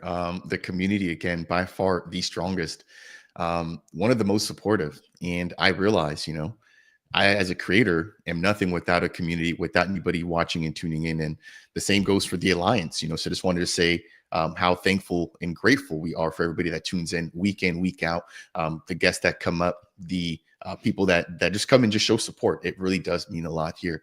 Rob, as we get ready to close out, what are your final thoughts? It's been a very, very busy, last week or so. We had a lot happening last weekend with the World Mobile Alliance space. As is mentioned several times here, it was our second most listened to space, just behind the one that had both Mickey and Charles and James Bowater on it. We had Josh from Minutes Network. We had Mickey, Charles, Christian, and Emmanuel Gratch were all up on stage, as well as about a dozen community members that came up on stage for various questions, comments, and just participating. And so it's great to see that. Then just yesterday, again, a World Mobile Chain partner, Minutes Network, had their AMA. And I just wanted to go through and highlight a couple things that Minutes talked about, because it's very, very pertinent to everything that we're doing here with World Mobile. And I think the more that people can get excited about everything growing on the chain, the more they're going to realize how everything is going to benefit WMTX, how everything is going to benefit the Earth nodes and the sharing economy, because all the participation and activity on the World Mobile Chain comes back to the sharing economy. So there's just a lot there. Josh started out the space yesterday by saying the state of the network that he's built at Minutes Network, the state of the network is nothing less than a masterpiece in design. I mean, that's a bold statement. That's putting your money where your mouth is. Absolutely. You don't walk around strutting that unless you can back it up. And we know that they can. He said that multiple countries will be added in 2025. They're in what, 3 or 4 countries right now getting actual traffic, and they have a whole bunch more that are in the their testing process right now, because they don't want to start monetizing, putting things on chain directly with the expectation if there's any hiccups. So they're testing additional companies and additional groups. But he said 25 new countries will come onto the Minutes Network protocol by the end of 2025. They'll roll out either monthly or bi-monthly with a really nice cadence. And again, all of those people going through Minutes Network, it's going to come back on the World Mobile Chain. Unity nodes are going to be huge, and Unity is going to be something that people are going to participate in multiple countries, and there's multiple options. And they said they're talking with their legal team right now to find out which options for the app they can roll out in various countries, because there might be restrictions for here or there. But it's going to be a profitable thing for anyone who participates in that. He said that Unity is on Android, but they're finalizing solutions for Unity Node on iPhone. We know just for scan for points how difficult Apple and iPhones can be, because we've been scanning on Android, but we have not had the opportunity yet on the iPhone, iOS, because of some things that Apple is pushing back on for a number of reasons. But they have a solution for the scan for points. They're finalizing solutions for the Unity node, so people can participate there if that's their device of choice. One of the big things that they said, this really piqued my interest a lot, was World Mobile and Minutes Network are working on a Web3 exchange for voice and data. Again, this is a combo that they're putting together. They're utilizing both Minutes Network token and WMTX for instantaneous settlement. The well-known brands and carriers will be the customers on this exchange. Minutes will be handling the billing invoice side for voice, for voice contracts and voice sales. World Mobile will be handling it for the data billing. So people that come on and they want to buy the data in bulk to utilize for what their programs are, World Mobile will be doing. So they're building this really big, robust thing where all the tier 1 customers, all the big names that want to use our networks, are going to go to get their access. Another thing they said, because we always have problems on X. We're always rugging. We're always somebody's getting dropped, or the whole space rugs because of some sort of a connectivity issue. They're talking with World Mobile about building their own hosting platform, utilizing their data and telecoms networks and the accessibility through minutes to push it out to all countries all over the world to build their own platform. They're in discussions to do this, and I think they're just trying to figure out the best way to go about it. So now just imagine, on top of everything else that World Mobile is doing, now they have a Spaces platform where you can jump on, whether it's a full-blown social media type of a thing, or it's just a place that you can tie into on those different apps or those different platforms, run by World Mobile, run by the Earth nodes. And now every space that we host, right, we can link into YouTube, we can tie into X, but we're running on a World Mobile platform and then simulcasting. And then all of that traffic has to come back and point to World Mobile using World Mobile data, minutes network, to get through there, all going through the exchange, all coming back to the Earth nodes to monetize the sharing economy. Excuse my language, but this is a big fucking deal. It's huge, right? This is massive. The vision that they have and the ability that they have and the connections that they have. So they put something like this out, they automatically have millions and millions. Josh said, just on Friday, just yesterday, I'm pretty sure I heard this right. Because I heard the number 2 billion and I heard the number 880 million, right? But I think he said 2 billion when he referenced this. With the contracts they have in place, they can reach out and touch 2 billion customers, because that's just what they have signed and haven't rolled out yet. So as they further those deals and they roll out these things, there's connectivity to 2 billion people.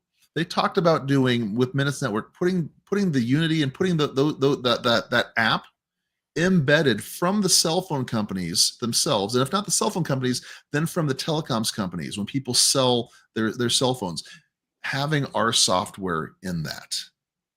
So now they're reaching out. Minutes is reaching out and touching this. All of it's coming back to the Earth nodes. All of it's coming back to the sharing economy. And now we're embedded with the cell phone producers. We're embedded with the telecoms companies, and everyone has the protocols that we are running here. I mean, I don't know how you can not just run around in circles and just jump and scream for joy at the possibilities. I don't like the hopium stuff. I don't like the whole, calculating number go up. But just the possibilities here for a stable network, for paying customers, for everything to move forward and to grow the sharing economy the way that we thought it would when we bought in 2-3 years ago, when people bought in last week for the first time upon hearing things like this. They're making this a reality. And what's so cool is they come on our spaces. They come on the World Mobile Alliance X space. They come on to the Alliance DAP Central YouTubes, right? They spend their time with us. They come meet us in person. They hang out. They come to Rare Evo and hang out at our booth. They go and hang out with Rick Middleton and the guys in the UK, monthly. The team that's in the UK, Mike and Manny, they get together. They spend time with us when they're building a multi-billion-dollar company that is going to have its fingers in darn near everything, telecom and electronic. This is a massive thing, and so it just excites me to be able to be a part of this. And thanks, Jeff. But we're in such a cool spot to say that these are our friends. These are people that we've shook hands with and had dinner with and hung out with and listened to and gone back and forth with. I'm in a unique position because I can say that I've talked to Warren Buffett. I've parked his car. I've been to his house and used his bathroom. Okay. But that's because I worked security for the company that did Warren Buffett's personal security. I've never heard that. Maybe we start the next stream by going into that particular story. That's all there is to say, right? But how many people have bought a Berkshire Hathaway stock? and also been able to park Warren's car or ride the elevator with him at his office, right? That doesn't happen. That happens here with World Mobile, right? And how many companies do you know that you've had chats with the CEO? You've been on a call with him face to face, given him a hug, told him your ideas, sold you're not sold as in financial transaction, but sold your ideas and your hopes and your dreams, and shared that with Mickey, and he's come back and says, I believe that everything you want is going to happen. I believe we can make this reality as long as you come with us and do this. You're not hearing that from these other companies, right? You're hearing that from World Mobile. You're hearing that from Minutes Network. You're hearing that from World Mobile Chain. And so everything that we're building here is they're doing this for us, but they're doing it with us. And you don't get this anywhere else. I have not seen it anywhere else. Okay. So I'm extremely excited about it. I'm happy to be a part of this in whatever small way. Every week we do a space. Cal's there, Fareed's there.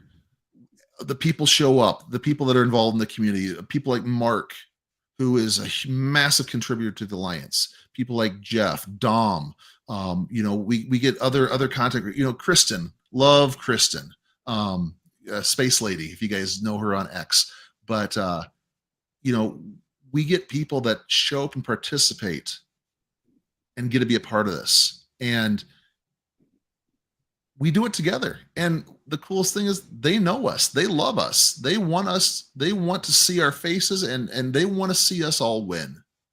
And you're not going to get that from corporations where their thing is how much money can they make. So we're here, we're a part of this thing. We're very, very early. There's so many things coming out that every time we talk to Mickey, either Cal or I ask, what can we do to get involved? And because we're so excited, the involvement hasn't even started yet, if you really think about it. So very, very excited. But every weekend we're here doing either X or doing YouTube, and we love the participation. We love the fact that the World Mobile Alliance has really been able to be a landing place for a lot of people within the community, on top of other great people like Paul, people who do great spaces where they talk about this content. Fareed, when you do your individual content, you talk about these things. But the Alliance is absolutely here to help gather people together and provide as much good information as we can. So we love that, like Cal said, we love the participation. We want to see more of that. We want to see this thing grow. And as this thing grows, as Hex Guardian grows, as everything else grows, we are going to be really looking to just help connect people in a literal sense within this community to be able to build what you guys want to build. And what I'm excited for is when we see people, let's say that we start our own little networks, but we see somebody else just go and tear it up, right? And all of a sudden now the guys who are on stage doing all these talks are actually going out and asking people, hey, how do I do this better? Because you're killing it.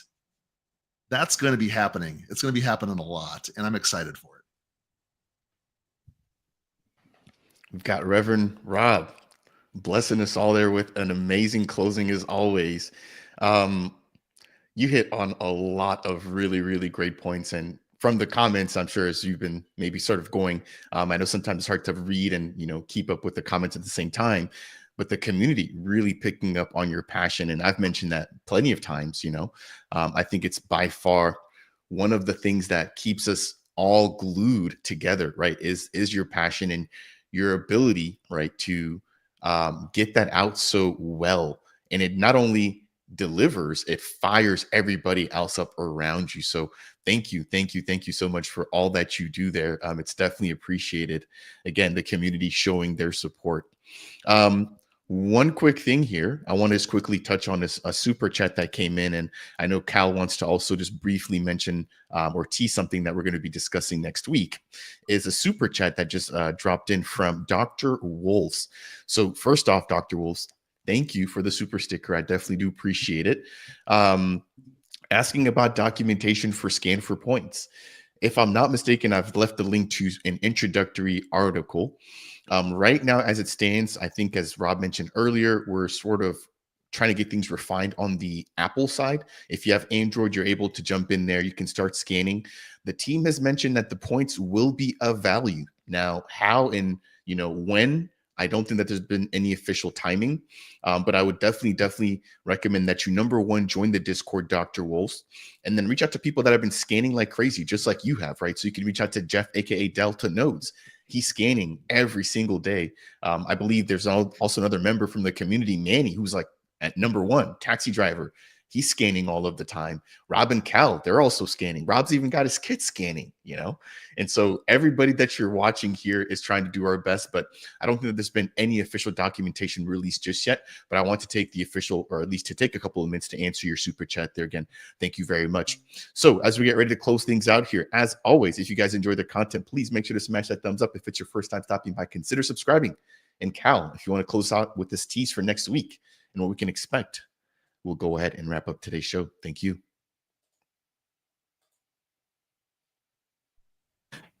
Yeah, so next week, some exciting things are going to happen. We're going to have the OGs, who are the founding members of the World Mobile Alliance, come back together on the space. So I recommend everyone tune in into the 18, which is going to be on X, our regular World Mobile Alliance X Spaces, and we're going to have a pretty cool project that's going to join us on that space, and we're going to be discussing a lot of different things.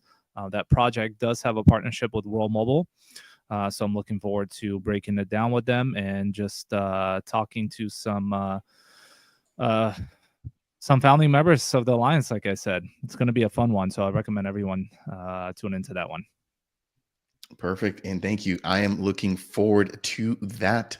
That, I believe, here will close us out here for today's video. In response to Dr. Wolves, I know I just answered his question about the documentation, but I want to take an opportunity here. Let me see if I can actually post this link. This is the Trello for the World Mobile Roadmap. If I can get it out here. For some reason, it's not letting me copy this. I do apologize. Let me try one more time. Let's see if this worked. It is not working. So I'll try to get this maybe ready for the next stream, but just want to just quickly share with you all the Trello. If you have any questions as to, where things currently stand for World Mobile, they've got a lot cooking, so they've got a couple of different swim lanes, things that are in to do, things that are in progress, and things that have been completed. Excuse me, I need to slow down. You can check out that roadmap. Dr. Wolves, I'll make sure to share that with you all here during the next stream. But I believe that will bring us here to a close for today's stream, going on just shy of 2 hours here. A lot of amazing information. Hopefully, you guys are finding this to be helpful. Hopefully, you guys are learning just as much as I am along the way here. Thanks to these two veterans here, Cal and Rob.